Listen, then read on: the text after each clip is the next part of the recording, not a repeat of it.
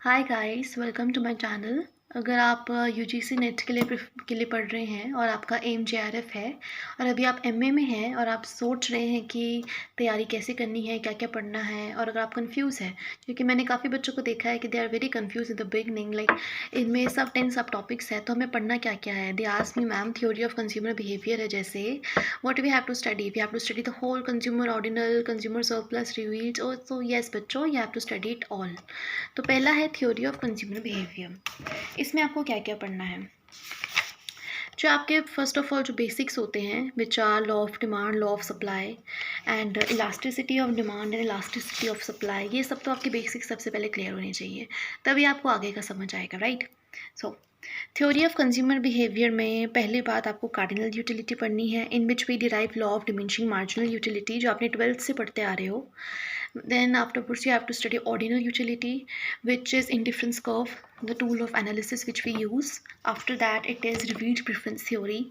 उसके बाद we also do consumer surplus. उसके बाद बेसिकली ये चार होते हैं, लेकिन काफ़ी बार हमें एमए में काफ़ी चीज़ें पढ़ाई जाती है, like difference between leisure and work, जो हमारे बहुत छोटे छोटे डायग्राम्स होते हैं, और subsidy, you can say tax subsidy और in kind subsidy, cash subsidy. तो ये बेसिक्स आपको पता होने चाहिए, but don't go in detail as NET में इतने क्वेश्चन इनसे पूछे नहीं जाते, बट फिर भी आपको पता होना चाहिए। Next is theory of production and cost.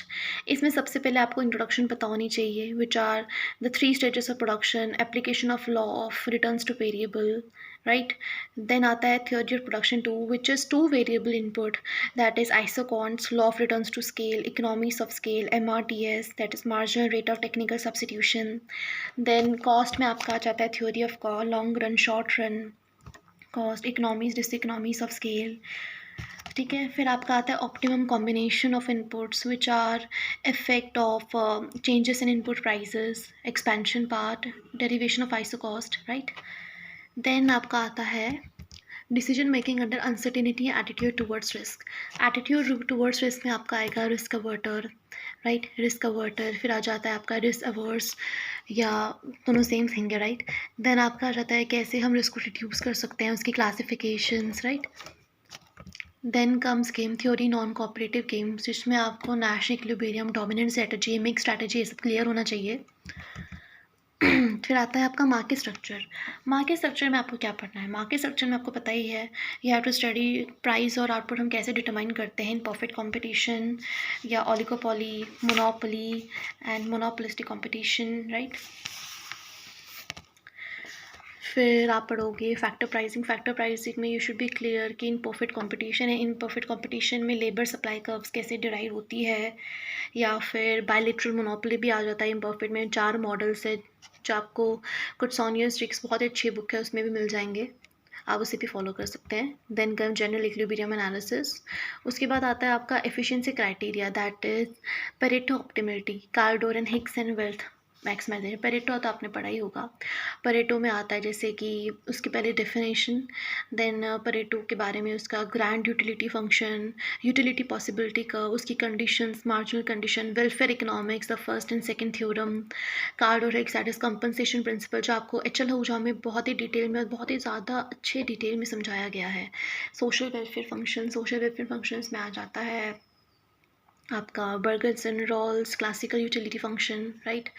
Asymmetric आपने पढ़ा होगा, which is adverse selection, moral hazard, insurance के बारे में।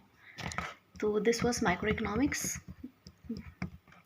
मैक्रो, नाउ मैक्रो में है आपकी नेशनल इनकम। नेशनल इनकम आपने पढ़ी हुई है, कॉन्सेप्ट्स एंड मेजरमेंट पढ़ाई हुआ है, जीडीपी, एनडीपी, ये आपको फिर से एक बार रिवाइज करना होगा। Determination of output employment, classical and Keynesian approach, that is sales law, जो आपने पढ़ाई होगा। फिर आता है कंजम्पशन फंक्शन, इन्वेस्टमेंट, इसमें life cycle theory, permanent income theory, absolute, relative absolute hypothesis, ये सब, मल्टीप्लायर एस्केलेटर, डिमांड की थ्योरी, सप्लाई ऑफ मनी की थ्योरीज, ISLM अप्रोच में सारा जो आ जाएगा आपका BOP कर्व भी थोड़ा बहुत आ जाता है। Wise IS slope downward, LM upward, उसकी क्या ऑब्जेक्टिव्स है, फीचर, शिफ्ट, ये सब आपको पता होना चाहिए।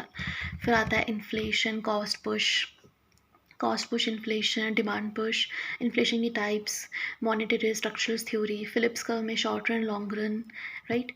फिर नेशनल इसी हिसाब से एक टॉपिक है फिलिप्स कर्व में, I am not remembering the name but I think it is natural employment. फिर आता है फ्रीडमैन्स के ने क्या व्यू दिया था अपना, अडेप्टिव एक्सपेक्टेशंस, वो भी आपको पता होना चाहिए। बिजनेस साइकिल में थ्योरीज है which are basically Kaldor, trade cycle की थ्योरीज कार्लडोर है, हिक्स है, सैमुअल्सन है, राइट। फिर है monetary fiscal policy, rational expectation hypothesis and its critique. Then come statistics and econometry, जहाँ पर बच्चे सबसे ज़्यादा डरते हैं। यहाँ पर आपने प्रोबेबिलिटी पढ़ा होगा, उसे क्या कॉन्सेप्ट्स है आपको पता होना चाहिए, पहले डिफिनेशन भी पता होना चाहिए आपको, थ्योरेटिकल पार्ट भी पता होना चाहिए, डिस्ट्रीब्यूशन, मोमेंट, सेंट्रल लिमिट, यह सब आपने पढ़ा है एमए में। फिर आता है डिस्ट्रिक्टिव स्टैटिस्टिक्स में जैसा सेंट्रल टेंडेंसी, जिसमें मीन मीडियन मोड आप पढ़ते हैं, correlation, regression, index method, time series आपको पता होनी चाहिए, identification problem, linear regression model but BLUE, identification plus simultaneous equivalent, recursive and non recursive से काफ़ी सारे क्वेश्चंस आते हैं। फिर आता है आपके sampling method, non sampling, F test, T test, Z test, ये आपने पढ़ा है। मैथमेटिक्स है, sets, functions, linear algebra, matrix आपने पढ़ा हुआ होगा, लीनियर प्रोग्रामिंग के काफ़ी क्वेश्चंस आते हैं। बेसिकली लीनियर प्रोग्रामिंग के क्या टाइप्स है ये पूछा जाता है, सिंप्लेक्स मेथड वगैरह, input output model, vector space, differential calculus and it's applications, differential equation with application, derivations, ये सब आपने पढ़ा हुआ है। देन कम्स इंटरनेशनल, इसमें सबसे ज़्यादा इंपॉर्टेंट है आपका थ्योरीज ऑफ इंटरनेशनल ट्रेड, जिसमें आती है आपकी opportunity cost theory and absolute income theory, ये भी है। काफ़ी सारी थ्योरीज है, आई am not remembering each and every name, तो 4-5 थ्योरीज सब आपको पता होनी चाहिए। मर्चेंटलिस्ट राइट, फिर आता है इंटरनेशनल ट्रेड के जो बेसिक कॉन्सेप्ट्स है वो भी आपको पता होना चाहिए। Balance of payment right, composition, क्यों डिसिप्लिन आता है, capital account, current account, exchange rate, arbitrage, gains from trade and terms of trade, turn multiplier, tariff, non tariff barrier, इसमें सबसे इंपॉर्टेंट है डंपिंग बोला है, गैट, WTO, ये तो आपको पता होने चाहिए। रीसेंट जो आए हैं नाफ्टा वगैरह, ASEAN, वो आपको पता होना चाहिए, IMF, world bank. Now next is public economy, जिसको हम पब्लिक फाइनेंस भी कहते हैं। ये सबसे अच्छी बुक इसके लिए मैं आपको गाइड करूँगी, मस्ग्रेव एंड HL भाटिया, ये आपको ऑनलाइन PDF में मिल जाएगी इसकी। इसमें आपको पढ़ना है fiscal policy, public budget and budget multiplier, public expenditure के टाइप्स HR, उसमें काफ़ी 2 थ्योरीज आती है, एक वाइजमैन की आती है और एक वैगनर की आती है, वो आपकी टिप्स भी होनी चाहिए। Public debt, progressive non progressive taxation, incidence effects, that is work, save and investment, इसके इफेक्ट्स होते हैं टैक्सेशन के। Direct and direct tax, non tax, regulation of market, externality asymmetric, अपने माइक्रो में भी पढ़ा होगा, ये इसमें भी आपको पढ़ना पड़ेगा।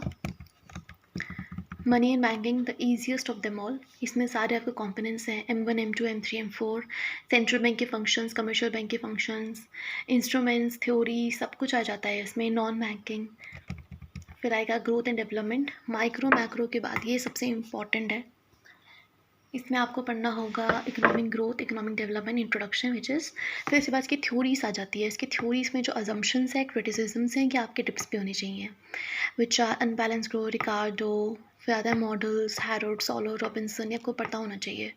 फिर आता है poverty, inequality, social sector development, indicators, फिर आता है टेक्निकल प्रोग्रेस, ये आपको पता होना चाहिए, इसकी थ्योरी सबसे मेन है। फिर आता है इन्वायरमेंटल इकोनॉमिक्स, इसमें कोस थ्योरम या आप एक्सटर्नलिटीज़ में पढ़ेंगे जो आपके माइक्रो और पब्लिक फाइनेंस में भी है।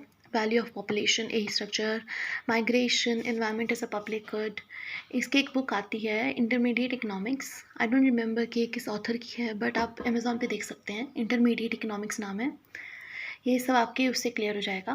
फिर आती है इंडियन इकोनॉमी, इंडियन इकोनॉमी के लिए आप कोई भी बेसिक बुक उठा कर पढ़ सकते हैं या आपको ऑनलाइन भी मिल सकता है। इंडियन इकोनॉमी में बेसिकली करंट अफेयर्स पूछे जाते हैं।